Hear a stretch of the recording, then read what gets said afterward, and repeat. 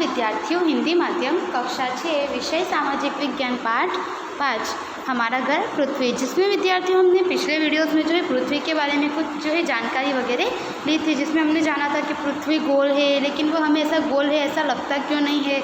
और चंद्रमा पर से पृथ्वी की जो फोटोग्राफ्स वगैरह ली गई है, जिसमें कि हमें पृथ्वी का गोला जो है वह गोल दिखाई देता है। और जो है रेखांश किसे कहते हैं, अक्षांश वृत्त किसे कहते हैं, यह सब हमने जाना था। अब हम उसमें आगे जानकारी प्राप्त करेंगे। तो यहाँ पे आपको बताया गया है, नीचे दी गई आकृतियों के जो है नाम निर्देश करें कि यहाँ पे जो आकृति वगैरह दी गई है कि पृथ्वी की गोले में जो इस प्रकार की रेखाएं आई हुई है उसे क्या कहते हैं। तो इन सब के विषय में जो है आपको जानकारी जो है वह दी गई है, जिनके नाम यहाँ पे लिखने हैं।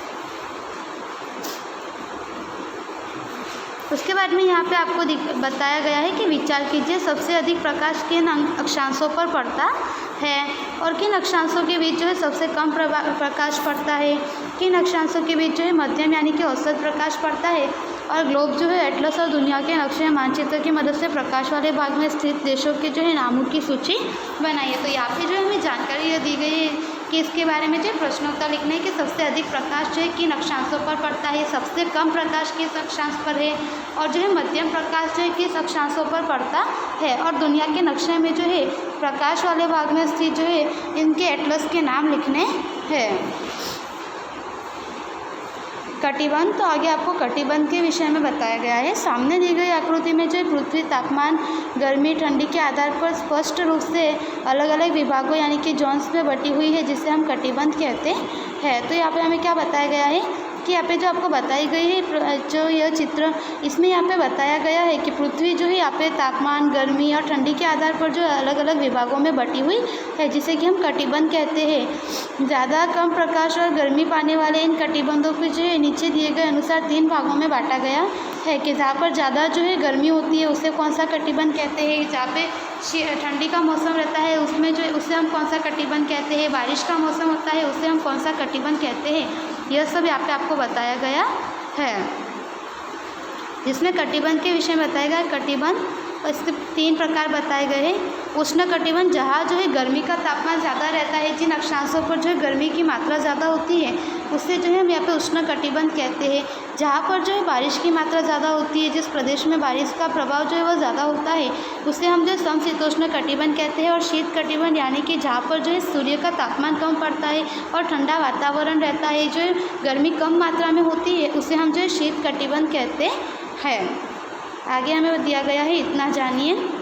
समशीतोष्ण कटिबंध में सूर्य की थोड़ी तिरछी किरणें गर्मी ठंडी लगभग समान होती है। तो समशीतोष्ण जो कटिबंध है उसमें मौसम कुछ इस प्रकार का बताया गया है कि उसमें जो है सूर्य की जो है यहाँ पे किरणें तिरछी होती है थोड़ी, और गर्मी और ठंडी का जो प्रमाण होता है वह लगभग समान होता है।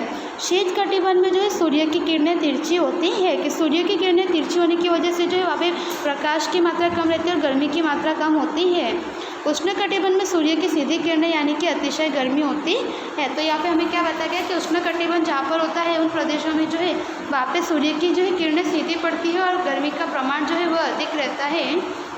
किसी भी प्रदेश के मौसम की जानकारी वहाँ पड़ने वाली गर्मी यानी कि तापमान के आधार पर प्रादेशिक तथा राष्ट्रीय समाचारों में दिन जो है प्रतिदिन टीवी पर दी जाती है, उसे देखिए। तो यहाँ पे हमें बताया गया है कि किसी भी प्रदेश के मौसम की जानकारी जो है वहाँ के तापमान के आधार पर जो है समाचार में वगैरह दी जाती है। महाद्वीप और महासागर, तो आगे हमें जो है महाद्वीप और महासागर के विषय में बताया गया है। हम ग्लोब का निरीक्षण करें तो पहले ही जो है नज़र में हमें भूमि तथा जल के खंड स्पष्ट दिखाई देते हैं। भूमि के इन बृहद खंडों को महाद्वीप तथा जल वाले भागों को जो है महासागर कहते हैं। तो यहाँ पे हमें क्या बताया गया है कि हम ग्लोब का अगर निरीक्षण करें तो हमें जो है यहाँ पे भूमि तथा जल के खंड जो है वह स्पष्ट रूप से ग्लोब पे नज़र आते हैं, दिखाई देते हैं। और इन बृहद जो खंड वगैरह है इन्हें हम महाद्वीप कहते हैं, और जल वाला जो भाग है उसे हम जो है महासागर कहते हैं। बच्चों, आप एटलस, ग्लोब तथा विश्व का प्राकृतिक मानचित्र प्राप्त करें। उनकी मदद से महाद्वीपों तथा महासागरों के नाम खोजकर उसे नीचे दिए गए रेखांकित नक्शे में उचित स्थान पर लिखिए। तो यहाँ पे क्या बताया गया है कि आप एटलस, ग्लोब तथा विश्व का जो है प्राकृतिक नक्शा प्राप्त करें और उसमें जो है महासागर, महाद्वीप वगैरह जो है इन सबके नाम लिखने हैं। तो यहाँ पे जो आपका विश्व का रेखांकित नक्शा जो है वह बताया गया है कि कर्कवृत्त, विषुवृत्त, मकरवृत्त, उसके बाद में जो खंड, महाद्वीप वगैरह जो है, महासागर, वह सब यहाँ पे दर्शाने है। पृथ्वी पर 7 उप महाद्वीप है और 4 महासागर है।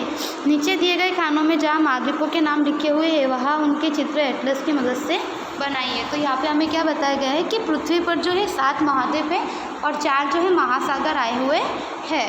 तो यहाँ पे दिए गए जो है महाद्वीपों के नाम वगैरह जो है वह आपको लिखने हैं और एटलस की मदद से जो है वह बनाने हैं। तो यहाँ पे आपको एशिया का जो है बताया गया है, उसके बाद में यूरोप का जो है वह नक्शा बताया गया है, अफ्रीका का बताया गया है, उसके बाद में जो है उत्तरी अमेरिका और जो है दक्षिणी अमेरिका और आगे यहाँ पे जो है ऑस्ट्रेलिया।